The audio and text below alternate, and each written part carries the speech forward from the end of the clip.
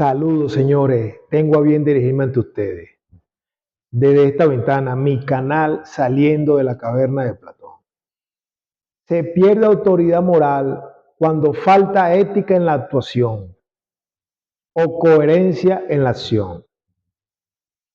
Hoy estaremos hablando de unos personajes que no tienen autoridad moral, no tienen ética en sus actuaciones, no tienen coherencia con las cosas que han dicho y lo que ellos terminan siendo. En otras palabras, sus acciones contradicen su retórica.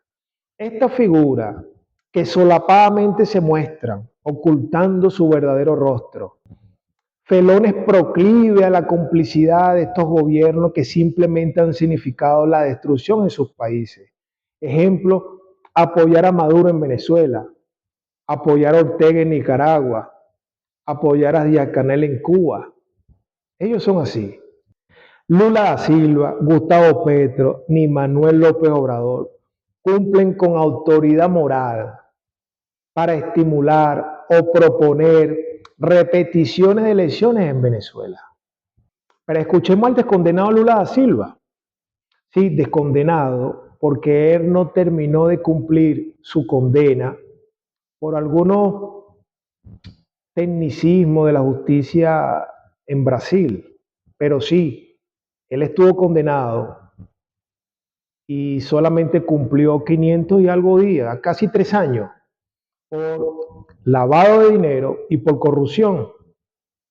La operación Lavajato, en español, operación Lavaauto. Busquen esa información. Pero escuchemos a Lula. Conhece que o Maduro seja o presidente eleito do... Ainda não. Ele sabe que ele está devendo uma explicação para a sociedade brasileira e para o mundo.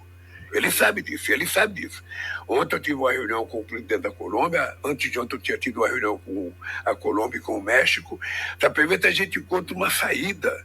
Sabe, é o seguinte, só tem uma coisa, tem que apresentar os dados. Agora, os dados têm que ser apresentados por algo que seja confiável. O Conselho Nacional Eleitoral, que tem gente da oposição, poderia ser, mas ele não mandou para o Conselho, ele mandou para a Justiça, para a Suprema Corte dele. En esta intervención, Lula resalta que Maduro está en deuda con Brasil y con el mundo. Que Maduro tiene que explicar muchas discrepancias, sobre todo aquella que se generó en la liberación de datos.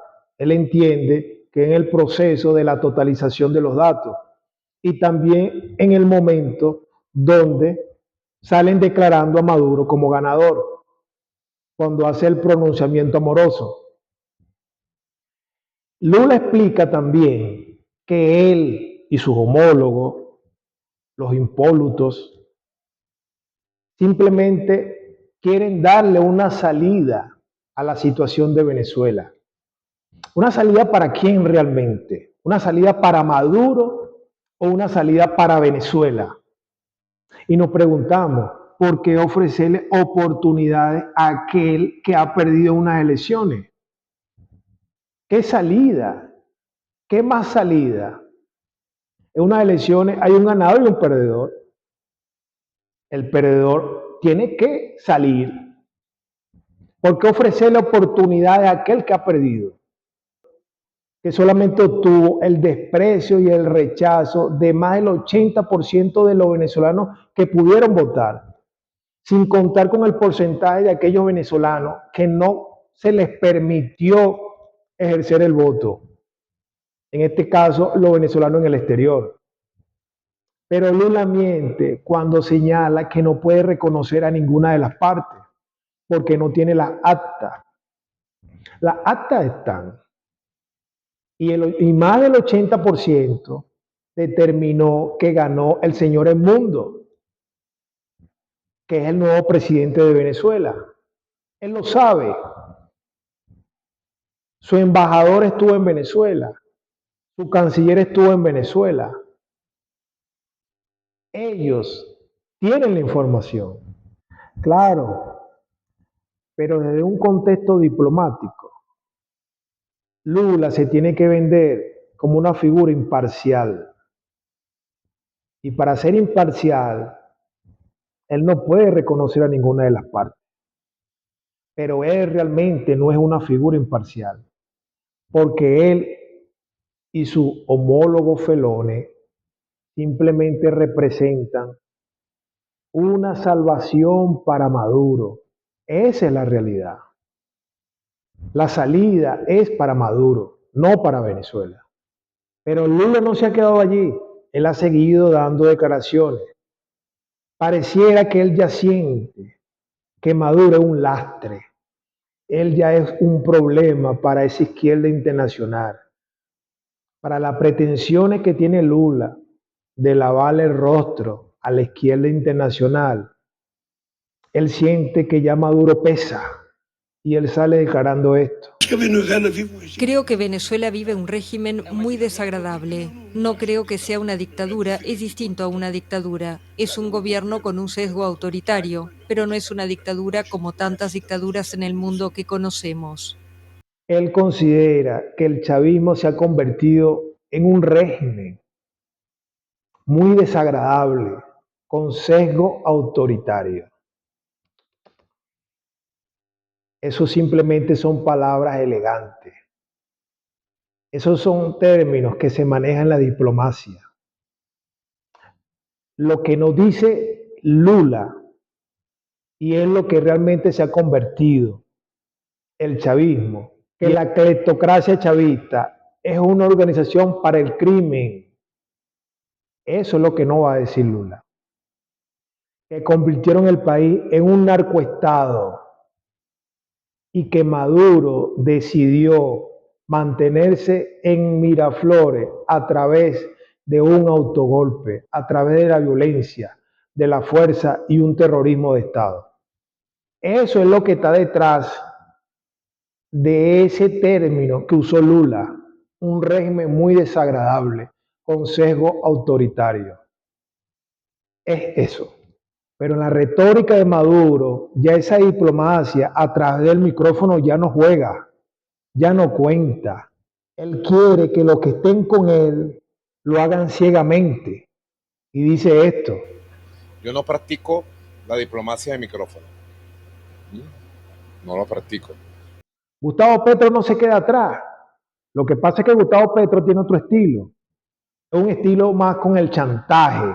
Como él viene de la guerrilla, y esa es una de las características de la guerrilla, la extorsión, él escribe un tuit muy interesante. Vamos a leerlo. ¿Qué podemos leer allí? Un chantajista, un extorsionador, práctico, un guerrillero nato. Él escribe, levantamiento de todas las sanciones contra Venezuela. Primeramente, Venezuela no está sancionada. Señor Petro, las sanciones han sido aplicadas a funcionarios, a individuos, como respuesta a la represión, a la protesta de los años 2014, 2017, 2019 y 2020. Primeramente por eso. Y segundo, porque estas figuras han terminado siendo unos corruptos, parte de una organización para el crimen, vinculados con el narcotráfico y el terrorismo. Amnistía General Nacional e Internacional. Petro está pidiendo eliminar las órdenes de captura ordenadas por la Fiscalía de la administración de Donald Trump en el año 2020. Gobierno de cohabitación. El chavismo no se le puede dar categoría de un organismo político, porque fueron aquellos que han destruido toda una nación. Nuevas elecciones libres. Es razonable la posible tesis de realizar nuevas elecciones porque la cleptocracia chavista no las pudo ganar y tampoco pudieron hacer sus trampas. Ya las elecciones se efectuaron y las perdieron, pero la mejor respuesta se las entrega María Corina Machado. Se va a una segunda elección y si no le gustan los resultados que vamos, una tercera, de una cuarta, de una quinta, hasta que le gusten los resultados a Maduro. ¿Aceptarían eso ustedes en sus países? Que si el resultado no es satisfactorio, entonces se repite una elección. Nosotros fuimos una elección con las reglas de la tiranía. A este personaje que intenta darle receta a los venezolanos, vamos a recordarle esto. El movimiento 19 de abril, conocido como el M-19 o el M, fue una organización guerrillera urbana colombiana que surgió en los años 70. te compartimos 6 datos importantes sobre la participación de Petro en este movimiento. Petro actuaba bajo el nombre de Aureliano Buendía. Petro fue parte de la toma del Palacio de Justicia, la cual se considera una de las tragedias más grandes en la historia moderna de Colombia. Y sobre López Obrador, este personaje, uno de los más deleznables de todos, este no guarda postura, este no está con máscara, este no está con nada de eso. Este dice simplemente que él va a esperar el dictamen del TCJ.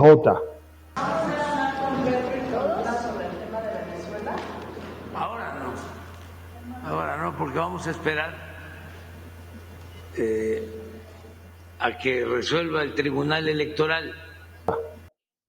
Qué risa me da, como que si ese organismo o como que si en Venezuela hay justicia independiente. ¿Qué respeto o qué autoridad puede tener López Obrador, donde en su país los que dominan y los que mandan son los grandes carteles? Por favor, se ha hecho un pacto con los carteles, ¿o no? La señora periodista Anabel Hernández realizó un trabajo de investigación que tiene por nombre La Historia Secreta, confirma que el cartel de Sinaloa le entregó dinero a López Obrador.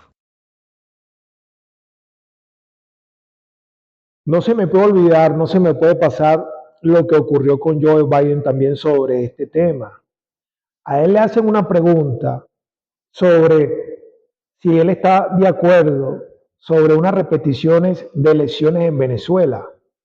Y él responde de esta manera.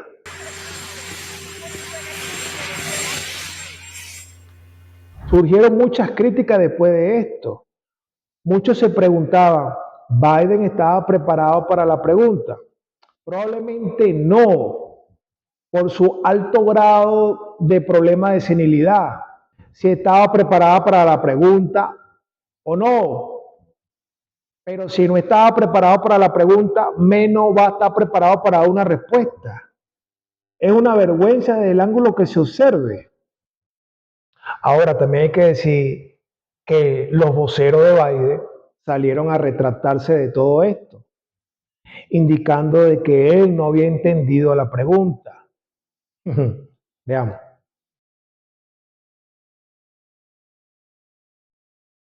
Ahora bien, en el caso hipotético de que Joe Biden haya tenido algo de juicio en el momento, ¿me sorprende que haya contestado sí? No, no me sorprende, porque esa administración ya ha mostrado bastante complicidad con Maduro.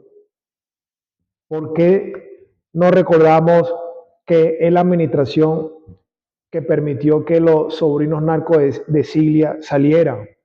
Que es la misma administración que permitió que Alesa saliera, que es la misma administración que retiró algunas sanciones, en este caso sobrino de Cilia Flores, Eric Malpica. No se lo puede olvidar. ¿Qué es una traición?